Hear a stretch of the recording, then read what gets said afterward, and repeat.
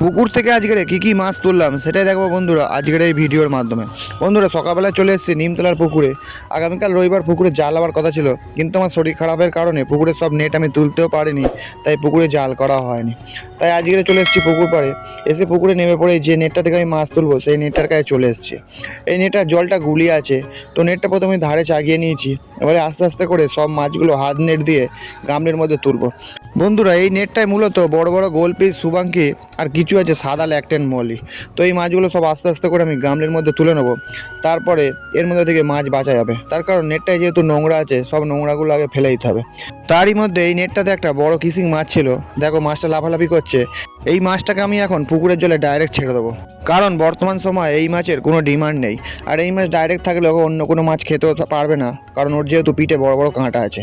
তো যাই হোক, সব নোংরা থেকে আস্তে আস্তে মাছগুলো আমি বেছে নিয়ে গামলের মধ্যে তুলে নিচ্ছি, তারপরে তোমাদের দেখাবো। দেখো বন্ধুরা সব মাছ বাঁচা হয়ে গেছে। দেখো বন্ধুরা সব বড় বড় গোল পিস আর সুবাঙ্কি মাছ সব একসঙ্গে আছে। বন্ধুরা এই মাছগুলো সব কিন্তু ফিমেল মাছ। তো এর মধ্যে থেকে আমি কিছু খারাপ মাছ আছে, যেমন এই সাদা মাছের সাথে কিছু এই যে চকলেট মলি, কালো মলি, কিছু গাপ্পিন মেল ফিমেল, সেই মাছগুলো আমি বেছে নেবো। তার কারণ ওই মাছগুলো হাটে বিক্রি হয়ে যাবে। তো দেখো বন্ধুরা সব খারাপ মাছগুলো বেছে নেওয়ার পরে ভালো মাছগুলো আছে। এবারে খারাপ মাছ এই কটাই বেরিয়েছে সাদা কালো মিলিয়ে, এইগুলো আমি একটা নেটের মধ্যে রেখে দেবো। যে নেটটাতে আমি মাছ বিক্রির জন্য সব মাছ রাখি, এতে জ্যাবড়া মলি বড় বড় কিছু সুবাঙ্কি আছে, সেইগুলো সব এবারে বিক্রি করে দেবো। তো এই মলি মাছ কটা নেটে ছেড়ে দেওয়ার পরে বন্ধুরা এবারে আমি মাছের গামলিটা নিয়ে ওপরে উঠে পড়বো। তার কারণ এই মাছগুলো আমি প্যাকেটে ভরে নিয়ে চলে যাবো আমার বাড়ির পুকুরে। তার কারণ এই মাছগুলো তাড়াতাড়ি ছাড়া দরকার, কারণ যেহেতু আমি অক্সিজেন নিয়ে আসিনি, তাই এত বড় বড় মাছ প্যাকেটে বেশিক্ষণ রাখা যাবে না। তো মাছ ওপরে উঠে প্যাকেট করে নেওয়ার পরে সাইকেল নিয়ে আমি চলে আসছি বাড়ির পুকুরে। তো বন্ধুরা বাড়িতে আমি চলে এসেছি, ক্যামেরা করার কেউ নেই, তাই আমি নিজেই মাছের প্যাকেটটা নিয়ে চলে এলাম পুকুর পাড়ে। এসে প্রথমেই আমি রেখে দেবো পুকুরের জলে সিজন করতে দিতে।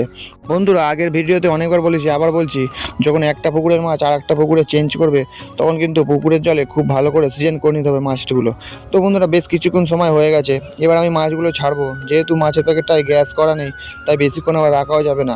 তো বন্ধুরা আবার শোলাটা টেনে নিয়ে আমি আস্তে করে নেমে পড়লাম পুকুরে। এবার মাছগুলো নিয়ে সব নেটের মধ্যে ছেড়ে দেওয়া হবে। তো আস্তে আস্তে আমি পুকুরে নেবে প্রথমে মাছের প্যাকেটটা নিয়ে যে নেটটায় ছাড়বো সেই নেটটার কাছে চলে যেতে হবে।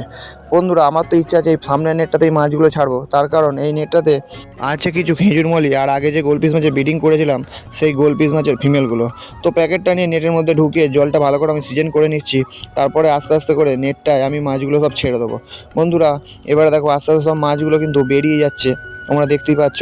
এবার আমি তোমাদের একটা কথা বলতে চাই, যে মাছ একটা পুকুর থেকে যখন আরেকটা পুকুরে আনবে, তখন কতক্ষণ ধরে জলে সিজন করবেন।